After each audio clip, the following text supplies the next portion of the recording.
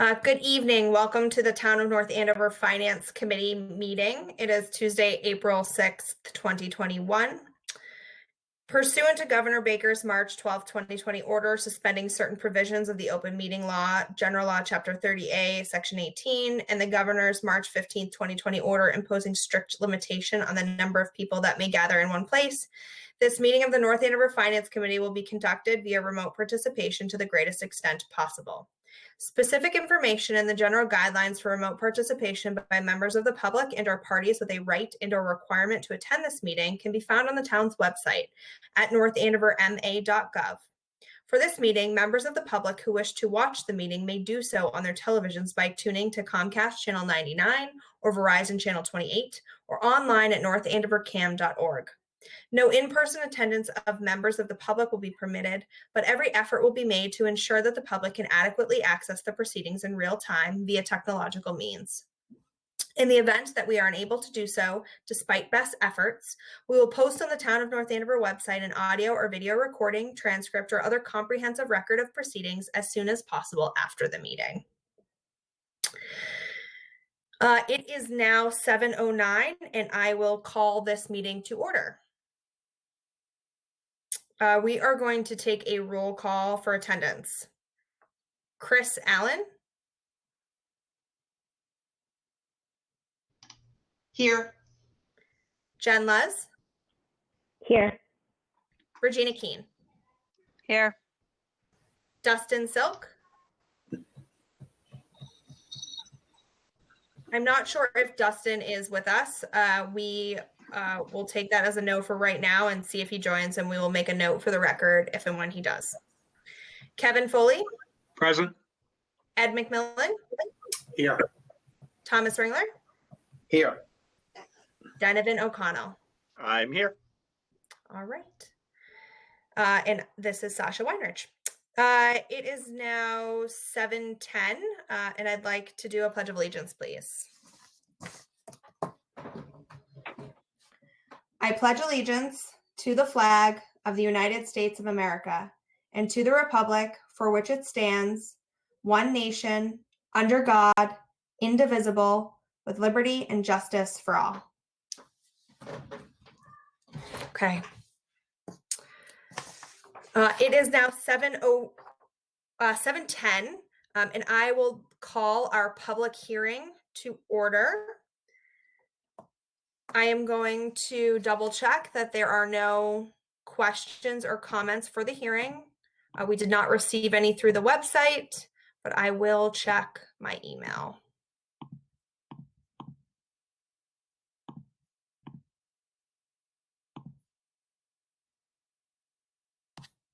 Okay.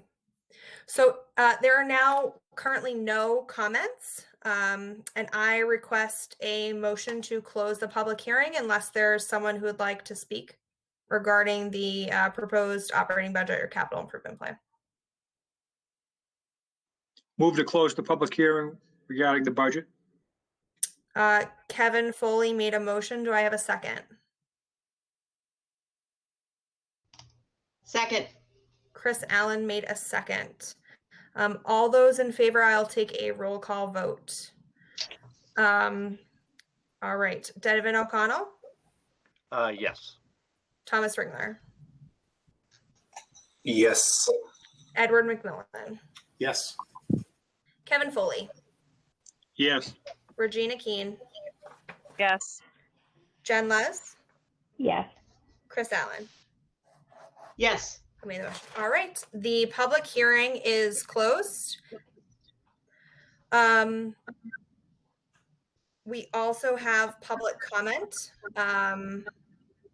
for our regular scheduled meeting, which I have also not received.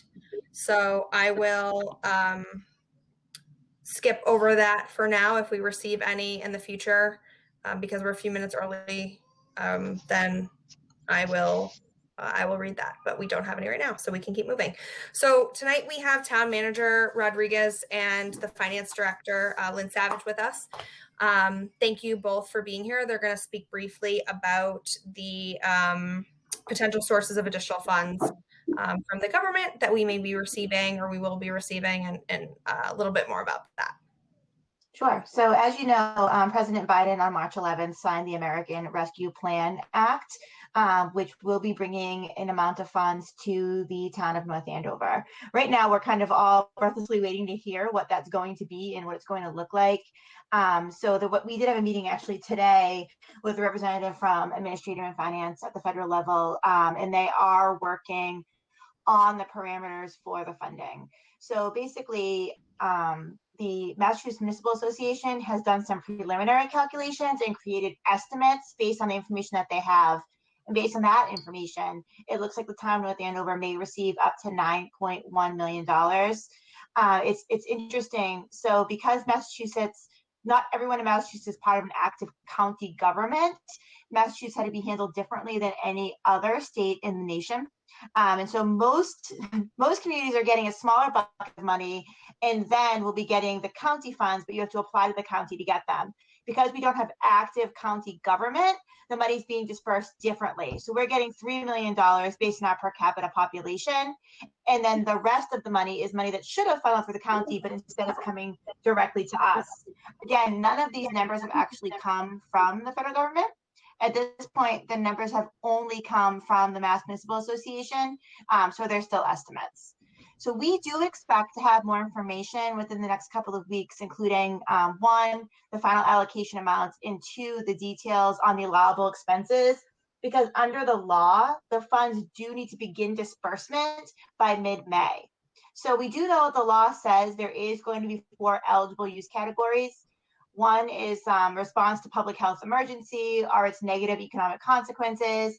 2 is the provision of premium pay to eligible workers who worked during the pandemic. The 3rd is revenue replacement. And the 4th is capital investments in water, sewer, and broadband infrastructure. These funds are supposed to last through 2025. And the information that we have right now is that they're going to come in 2 blocks, one in 21 and one in 22. But we have not received any information to how much those blocks are going to be and whether or not they're going to be given to us in categories and have to be spent in those categories, or if it's going to be one bucket of funding. So we do anticipate funds. We don't know when they're coming or exactly how we'll be able to use them, but we do know we're going to be having some relief from the federal government, and we're very thankful for that. We also anticipate that we may see some additional state funding for education. Again, that's all rumored at this point as well. The numbers that we've heard floating around was around the $1 million mark, but we have not received any confirmation of that either. But it does look like we will be seeing some relief both from the state and federal level.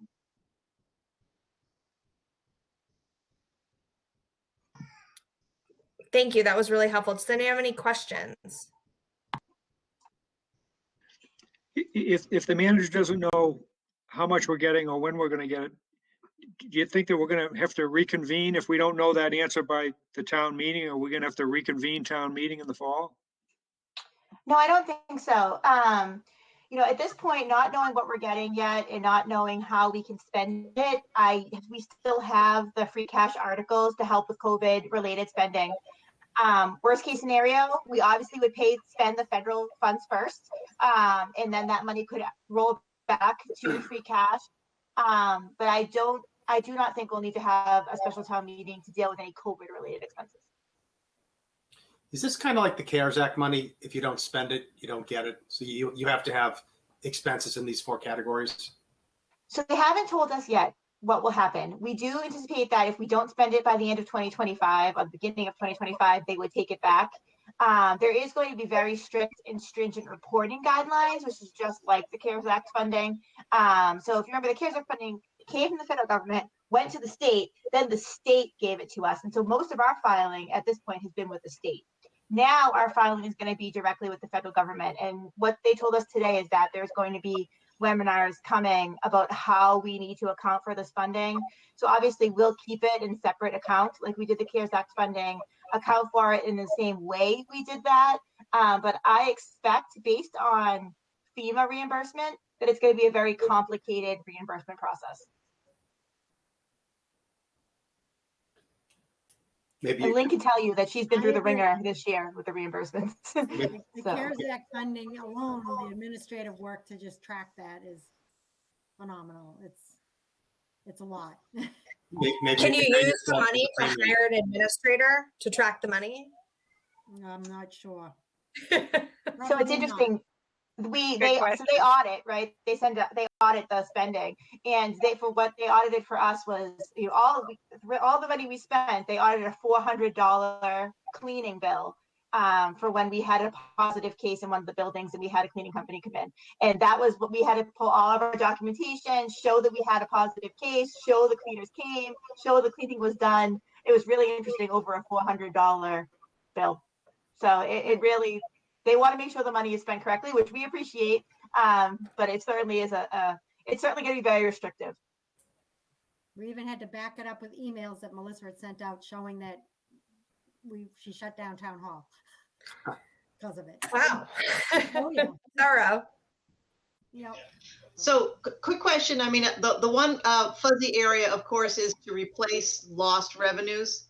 And the first thing to me that just jumped in my mind was, like, say something like the meals tax would have been lost revenue. Is that the kind of category that you would see that you would use in lieu of, I mean, if you have to document specifically lost revenues because of the pandemic, would something like those revenues lost fit that category, or is that just too vague yet to know? Okay, so I've talked to a few other managers who have, based on the rumors, have started to revisit their budget and rebuild. And that's hard to do because we're basically operating on the assumption that by 2025 we'll be completely whole again, right? So it's a lot of assumptions to build on, and the danger of creating those structural deficits are high, right? So, thinking about our budget, a lot of meals tax was certainly affected, but another place that was affected was interest income. And I would be uncomfortable bringing interest income back up because we may not see interest income bounce back up by 2025, right? So that would be really risky.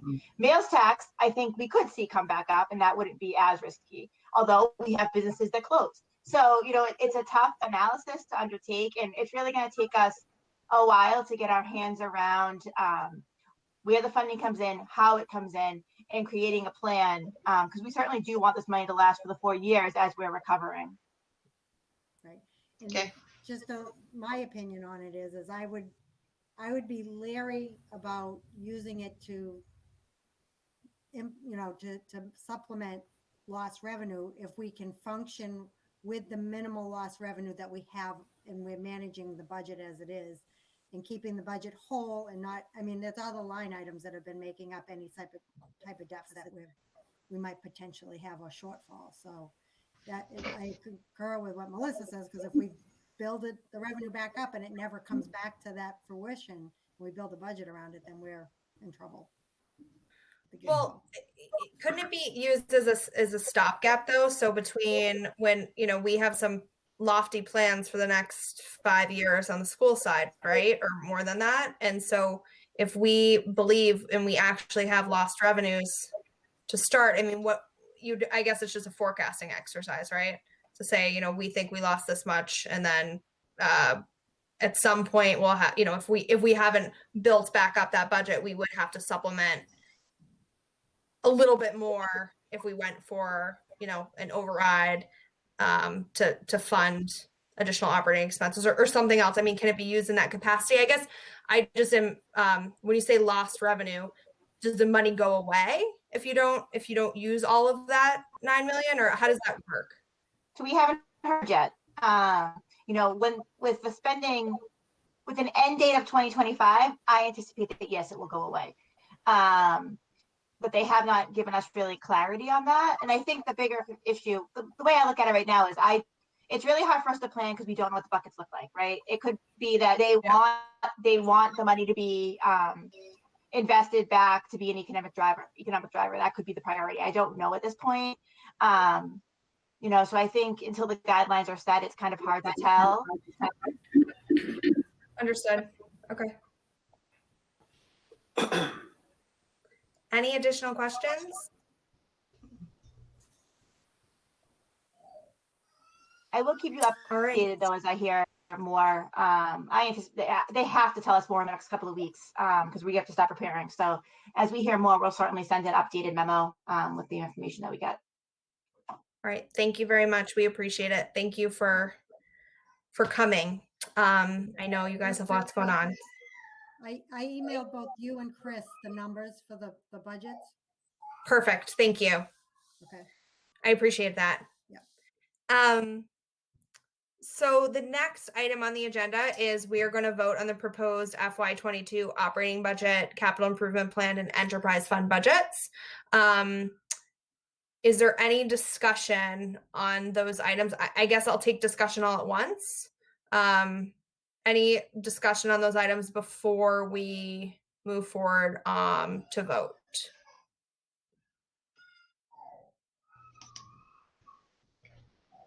Hearing none, I will take a motion to either any motion regarding the FY22 proposed operating budget. All right, well, I'll start off then, Sasha.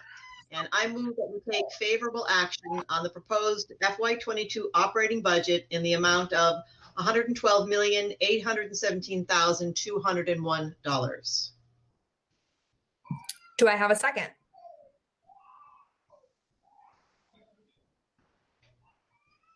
This is Jen Luz. I'll second.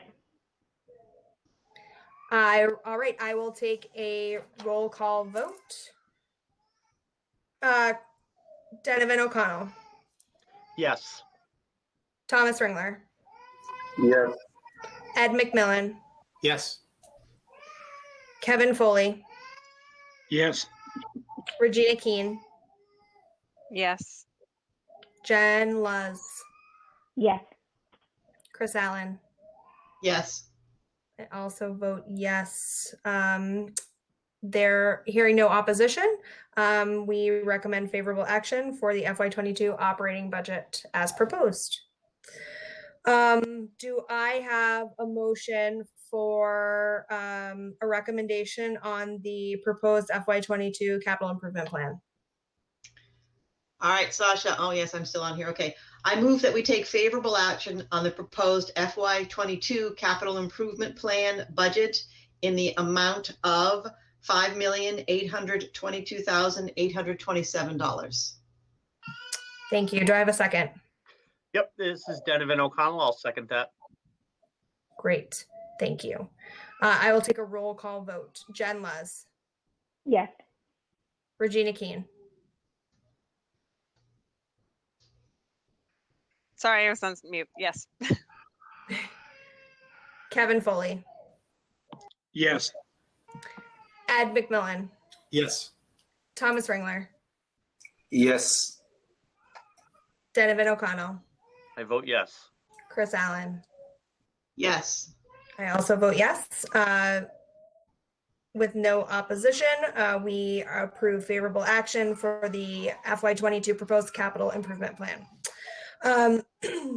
Okay, do I have a recommendation do I have a motion to provide a recommendation on the water enterprise fund?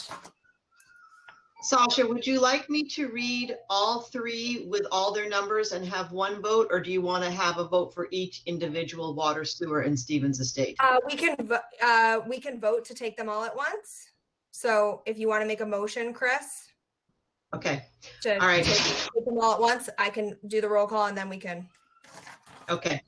I move, I'm just going to read them all, and if it's acceptable, then we'll go. All Melissa, right? do we have to take two different votes though, right? You can take them collectively. I don't Yeah, have but don't I an- have to vote to take them collectively first? Yes, you No. should. She can make a motion. She can make a motion to take them collectively, and then you would vote, and then you'll have to make an additional motion for favorable action. All right. I move we vote the enterprise funds approval or disapproval collectively. Do I have a second? Regina Keene, I'll second. Donovan O'Connell? I'll take a roll call vote. Yes. Thomas Ringler.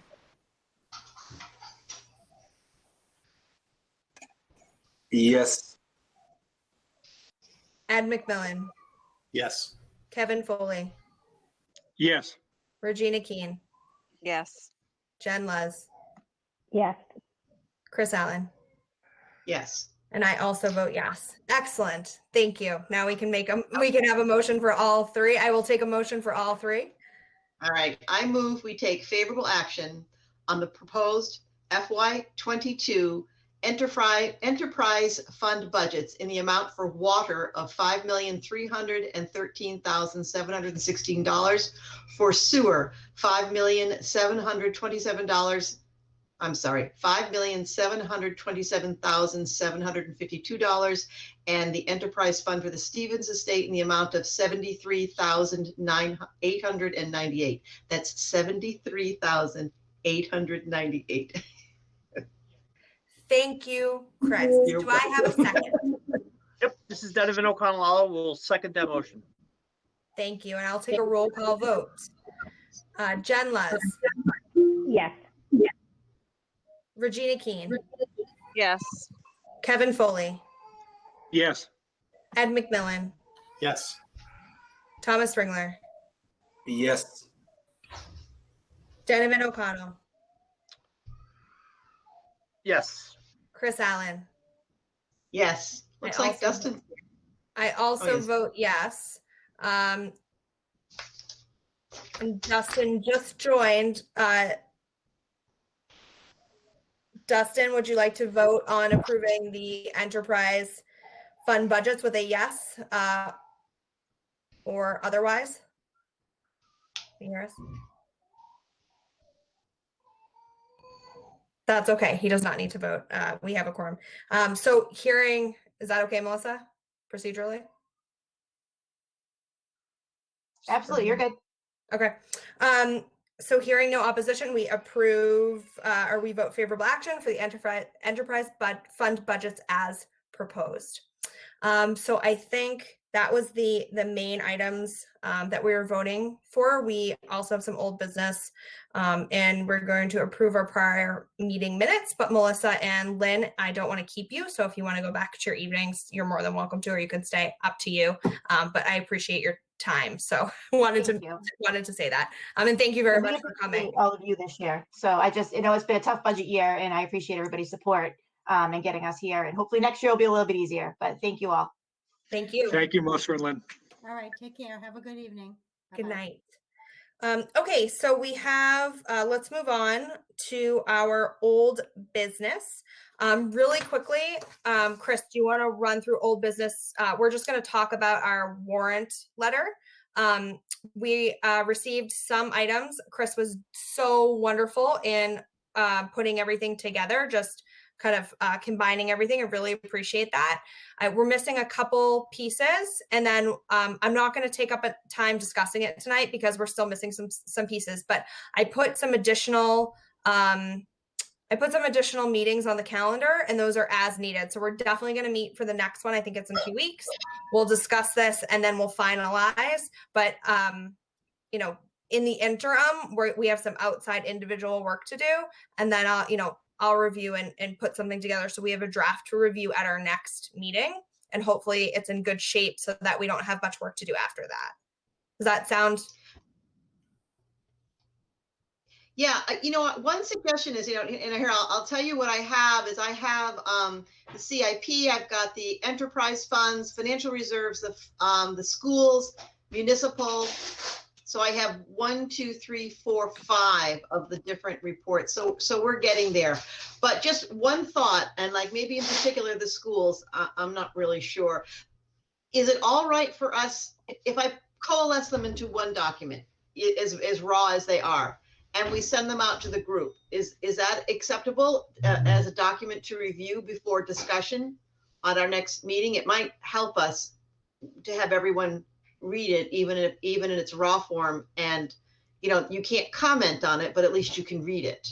I think that survives open meeting law, don't you? Just as documents to support a meeting. Yeah. Yes. All right. So Then- sorry. Go ahead. I was just gonna make a comment on specifically the school section.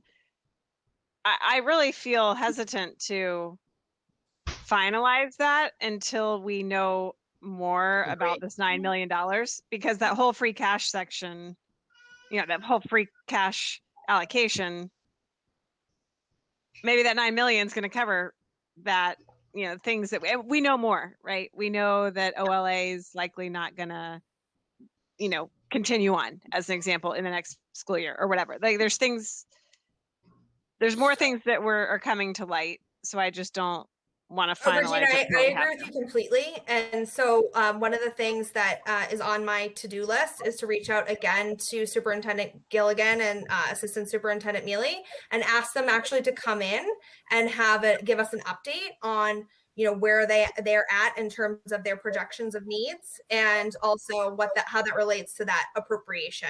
And I think that will give us at least some more context for what we're writing.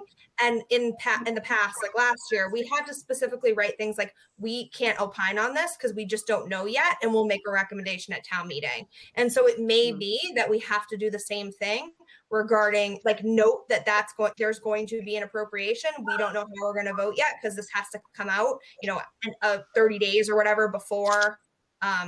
So technically it has to be posted 21 days before town meeting per our town charter. We will need to finish a couple weeks before that so that we can get it to the office to print. So there is a time lag. So we may write, we just don't know yet. And we'll let you know at town meeting. And I'll put it during, as part of my presentation.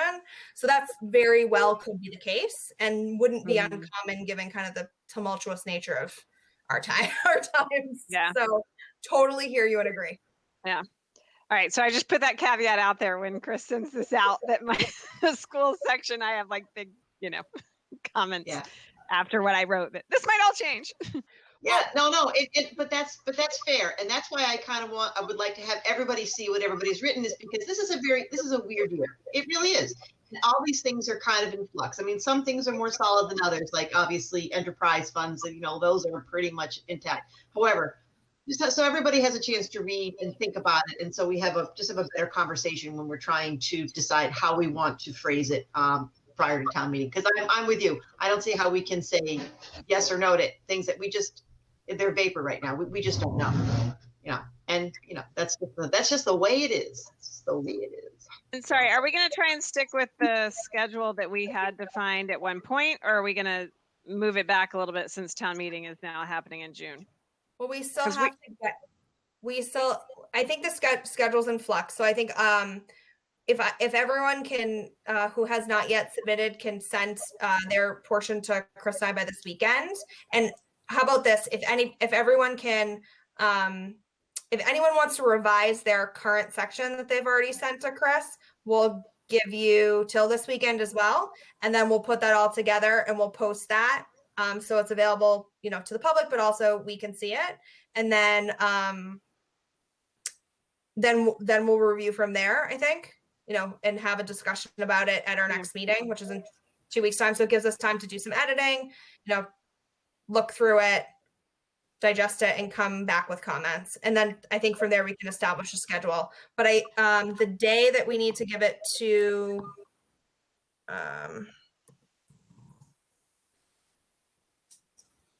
I'm not going to look now. It's in my email. It's in the beginning. Yeah, in the beginning of May. That like we need 5 weeks before June 15th, or 6 weeks, 5 or 6 weeks before. Give or take. So we have a month. Yeah. Okay. And lastly, I know I asked this in the last call and I couldn't really remember what we said. Sorry. On whether or not it should be strictly fact-based and like a regurgitation in layman's terms of the budget, or have like our opinion embedded. So I put the opinion in my write-up, which I guess we would all have to discuss. Right now it's my opinion. We obviously would all have to agree as a committee whether we agree with the opinion.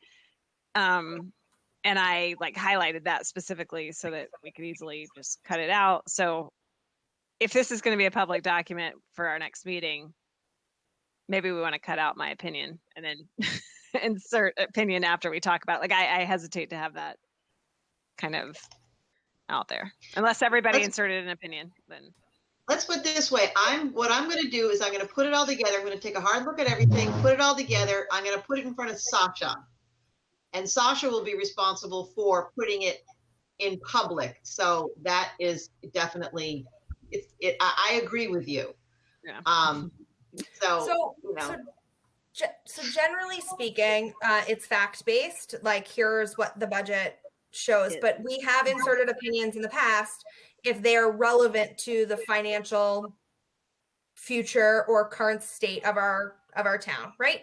So if we know that there's an appetite for additional school funding in the next 5 years, and we know that based on simple math, our revenues can't support that plan that's been publicly presented, then it's perfectly appropriate to write that.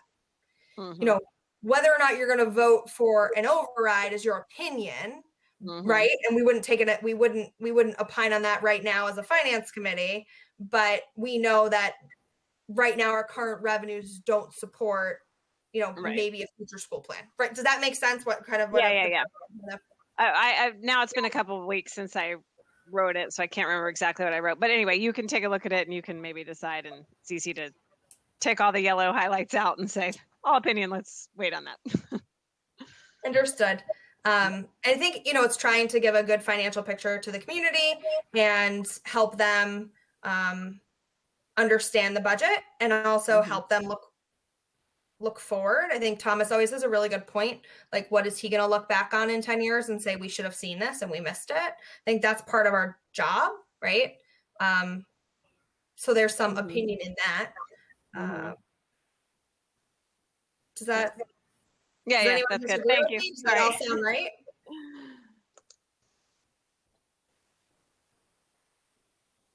Yeah. Okay. Sounds good to me. It's hard on video sometimes. All right. Any other anything else relating to this that you want to discuss? All right, we'll keep moving. Let's approve our prior meeting minutes from March 23rd.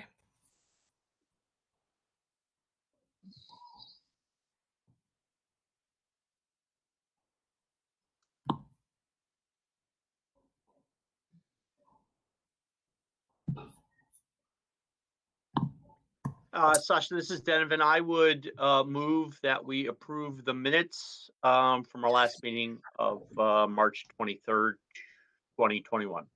Thank you, Donovan. Do I have a second? Chris Allen, I'll second. Great.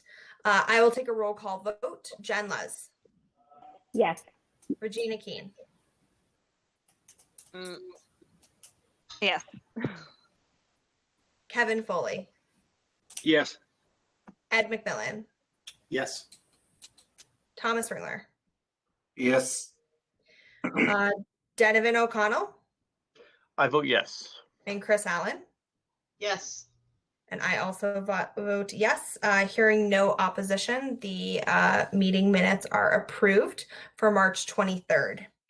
I think that takes care of everything. We are ahead of schedule, which is mostly because we didn't have any comments for our public hearing. So I do invite the public, if they have questions or comments, please submit them. We are happy to hear them. Otherwise, I will speak to you all soon. Thank you so much. I will take a motion to adjourn the meeting. This is Donovan O'Connell. I would move that we adjourn the meeting of, April 6th, 2021. Thank you. Do I have a second? Chris Allen, second. Thank you. I will take a roll call vote. Jen Luz. Yes. Regina Keen. Yes. Kevin Foley. Yes. Ed McMillan. Yes. Tom Ringler. Thomas. Yes. Donovan O'Connell. I'm going to vote yes, but one time I'd like to see someone vote no. I just think that would be fun. Please don't. Chris Allen, you're the only one left, right? Chris Allen? I vote yes. I vote yes too. The meeting's adjourned. Thank you, everyone. Really appreciate Thank it. you. Have a good night. Thank you. Good night.